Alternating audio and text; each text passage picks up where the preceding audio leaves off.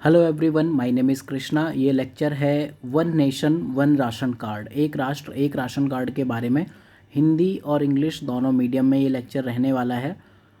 ये lecture important है mains 300 topics के लिए, साथ में स्कीम्स के अकॉर्डिंग प्रीलिम्स के लिए भी इम्पॉर्टेंट है, और साथ में जीएस मेंस क्लासरूम का भी पार्ट है। इससे इस साल क्वेश्चन पूछे जाने के काफ़ी चांसेस हैं। तो ऑब्जेक्टिव्स देखते हैं। कोई भी स्कीम होती है या कोई इस तरह का प्रोजेक्ट आता है तो उसके कुछ ऑब्जेक्टिव्स होते हैं। तो one nation one ration card ONORC scheme है जो, ठीक है।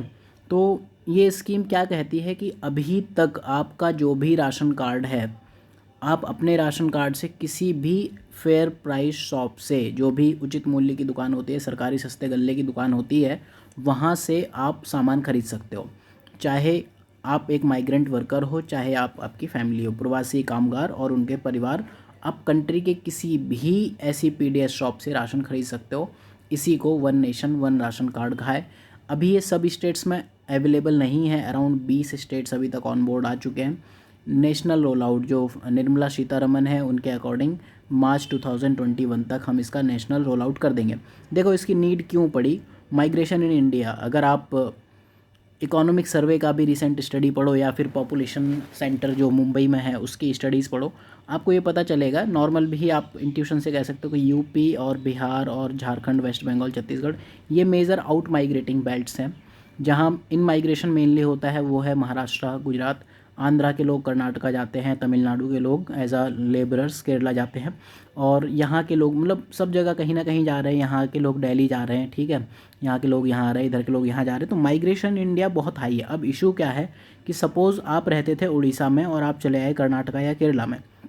आपके पास यहाँ तो राशन कार्ड था, लेकिन कर्नाटका या केरला में राशन कार्ड नहीं था, तो आप वहाँ राशन नहीं ले सकते। इस वजह से गवर्नमेंट का जो फूड सब्सिडी बिल है वो बहुत हाई है। यहाँ लोग अब ब्लैक मार्केटिंग चल रही है, ठीक है, कि अलग से आप यहाँ का सामान जो आपके लिए आया था वो किसी और को दे दिया, यहाँ अननेसेसरी पैसे लेके आपके फर्जी राशन कार्ड्स बनाए जा रहे हैं। ये सब स्कीम्स चल रही हैं। तो माइग्रेशन इन इंडिया बहुत हाई है। इस वजह से one nation one ration card की जो नीड है वो है। बैकग्राउंड में अगर इसके हम जाएँ तो ये जो आप देख रहे हो यहाँ पर पार्थ मुखोपाध्याय इनका नाम है। तो इनका एक वर्किंग ग्रुप ऑन माइग्रेशन 2017 में आया था।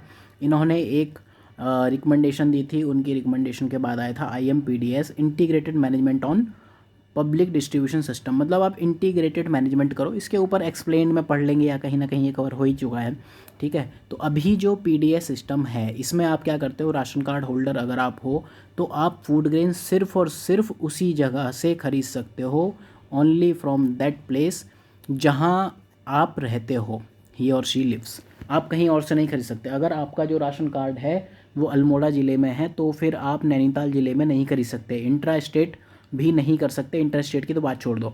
तो पार्थ मुखोपाध्याय की जो रिकमेंडेशन है वो बैकग्राउंड में है। बैकग्राउंड में NFSA, national food security act, ये मेनली जो UPA गवर्नमेंट है, UPA 2, उनको पता था कि हम डूबने वाले हैं, तो वो एक गेम चेंजर स्कीम लेके आए थे कि हम इसके दम पर इलेक्शन जीत जाएंगे 2014 में। लेकिन कैसे आप वेव के सामने टिक जाते। एनीवेज अभी आप देखो कंट्री की जनसंख्या है 130 करोड़ है, ठीक है। अराउंड 80 करोड़ लोग NFSA से बेनिफिट ले रहे हैं। राइस 3 रुपीज़ kg, वीट 2 रुपये kg, और मोटा अनाज आपको 1 रुपये kg से मिलता है। और साथ में आपको जो ये अनाज मिलता है ये आपका फेयर प्राइस शॉप, जो भी सरकारी सस्ते गल्ले की दुकान होती है, वहाँ से मिलता है। TPDS ये सब सेम ही चीज़ है, टारगेटेड पब्लिक डिस्ट्रीब्यूशन सिस्टम या PDS सब सेम चीज़ है। तो अब फिर आया इन सब इश्यूज़ को रिजॉल्व करने one nation one ration card. बिल्कुल शक्तिमान की तरह आपके सारे इश्यूज़ रिजॉल्व कर देगा। तो क्या होगा, मिलेगा तो आपको वही सब्सिडाइज्ड फूड ग्रेन जो पहले मिल रहा था, लेकिन अभी जो आप अपनी लोकेलिटी में लेते थे वो आप किसी भी FPS पूरी कंट्री में ले सकते हो। साथ में आपका जो राशन कार्ड है वो सेम ही रहेगा, ठीक है। जो मौजूदा आज के टाइम का राशन कार्ड है उसी को आप यूज़ करोगे, लेकिन साथ में आपको आधार का लिंकेज इज़ मैंडेटरी, मतलब कागज़ दिखाने पड़ेंगे, ठीक है। आधार लिंकेजेस मैंडेटरी है, नहीं तो आपको ये one nation one ration card scheme का फ़ायदा नहीं मिलेगा। आधार का फ़ायदा आपको इस वजह से भी होगा, या उसकी नेसेसिटी ये भी है कि जो बायोमेट्रिक ऑथेंटिकेशन है वो इलेक्ट्रॉनिक पॉइंट ऑफ सेल पर हो सकता है, ठीक। तो एक माइग्रेंट वर्कर को 100% तो नहीं मिलेगा, लेकिन 50% मैक्सिमम ऑफ फैमिली कोटा मिलेगा। एटलीस्ट वो कहीं जाता है तो अपना सेटल हो जाए। 5-6 महीने बाद तो खैर आप लोकल राशन कार्ड बनवा ही सकते हो, ठीक है, आपको एक जगह का राशन कार्ड सरेंडर करना पड़ेगा, दूसरी जगह का ले लो। ठीक, तो इस तरह से आपको 50% मैक्सिमम मिलेगा। तो ये इसका अबाउट मतलब है क्यों, इस वजह से आया है। बेनिफिट्स देखते हैं, जैसे कि मैंने बताया था आपको, ये department of food and public distribution, ministry of consumer affairs का है। तो बेनिफिट ये दोनों को करता है, इंटर और इंट्रा स्टेट माइग्रेंट्स को। जो अंतर स्टेट, इंटर मतलब होता है यूपी से आप एमपी चले गए, इंट्रा स्टेट मतलब यूपी के एक डिस्ट्रिक्ट से आप दूसरे डिस्ट्रिक्ट में चले गए। ठीक है, तो इंटर स्टेट पोर्टेबिलिटी मतलब जो एक स्टेट से दूसरे स्टेट की है वो आपको मिलेगी IMPDS पोर्टल पर, वो भी इसी डिपार्टमेंट की वेबसाइट पर है।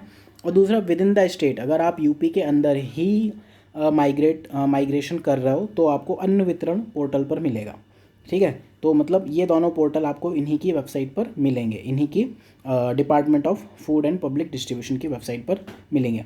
और बेनिफिट्स देखते हैं, बायोमेट्रिक ऑथेंटिकेशन होगा। इसका मतलब क्या होगा कि आप घोस्ट राशन कार्ड होल्डर्स, मतलब एक ही इंसान है, उसकी फैमिली में 5 लोग रहे, उन्होंने 10 लोगों के नाम लिखा लिए, तो इस तरह से घोस्ट बेनिफिशरी जो अभी जो रिसेंट गवर्नमेंट है डिजिटल इंडिया के बाद से जो मेन फ़ायदा हुआ है, जैसे LPG स्कीम, जो उज्ज्वला स्कीम चल रही, तो इन सब चीज़ों से घोस्ट बेनिफिशरी मतलब वो लोग एग्जिस्ट नहीं करते, ऑन पेपर एग्जिस्ट करते हैं।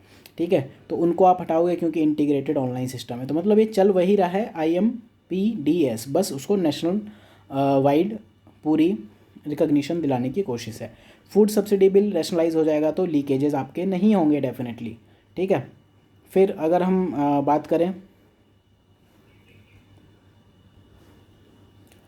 अगर हम आगे बढ़े हैं तो चैलेंजेस क्या हैं। ऐसा नहीं है कि एक स्कीम आ गई तो दैट इज़ रामबाण, तो उस स्कीम में भी कुछ चैलेंजेस हैं। मेजर चैलेंज आपके टेक्नोलॉजिकल ग्लिचेस हैं, इसलिए हमने चैलेंजेस को 2 पार्ट में डिवाइड किया है।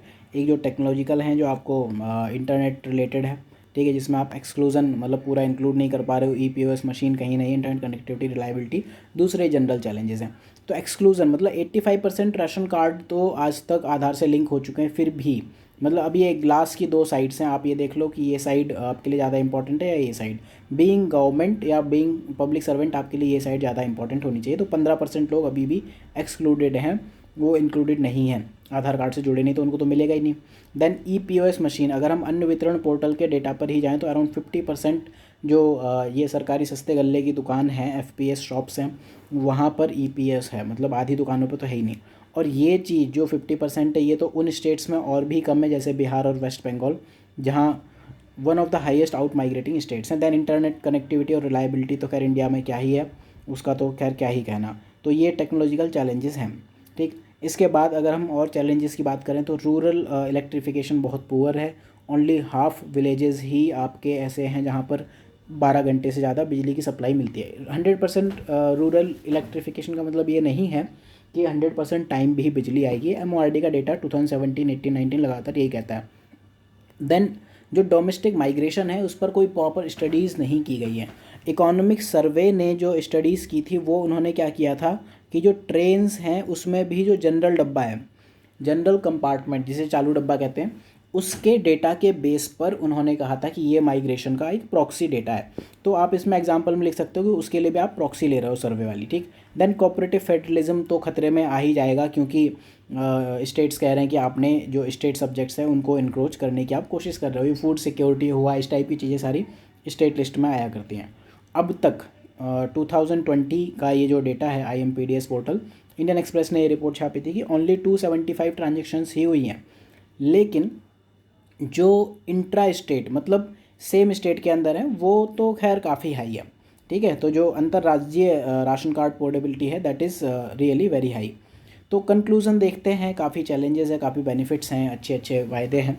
तो ये चैलेंजेस क्या हैं, सबसे पहली बात है जो मल्टीपल हर्डल्स हैं वो डेफिनेटली आपको इम्प्लीमेंटेशन के लिए ज़रूरी हैं, उनको रिमूव करना। ठीक है, सफल कार्यान्वयन आप तभी कर सकते हो। मोस्ट वल्नरेबल सेक्शन जो है इसमें उनको कुछ एक्सेस सब्सिडाइज्ड फूड का पहुंचाने का एक्सेस तो है, क्योंकि जो माइग्रेंट्स होते हैं नॉर्मली आप देखो, जो माइग्रेंट है साथ में जिसको PDS के थ्रू खाना लेना पड़ रहा है, it means they are vulnerable. ठीक है, साथ में ये SDG 2 है, उसको जो गोल 2 है दैट इज़ ज़ीरो हंगर। ठीक है, शून्य भुखमरी 2030 तक हमको ज़ीरो हंगर करनी है, ये गोल 2 है।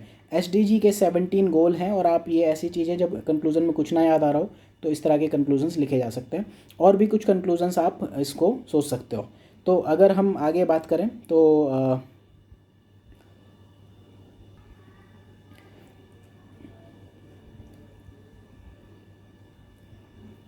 ये कोर्स आप जीएस मेंस क्लासरूम में या फिर जो मेंस इन 300 है उसके लिए इम्पॉर्टेंट है, बाकी लेक्चर्स के लिए this course is not important.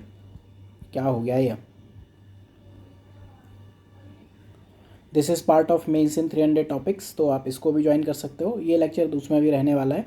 So thank you for watching. ये आपको दिखेंगे टेलीग्राम लिंक, फेसबुक पेज और सिनॉप्सिस आईएएस का वेबसाइट लिंक, तो यहाँ पर आप जाकर इन कोर्सेज़ के लिए रजिस्टर कर सकते हो। काफ़ी फ्री रिसोर्सेज भी अवेलेबल होते हैं।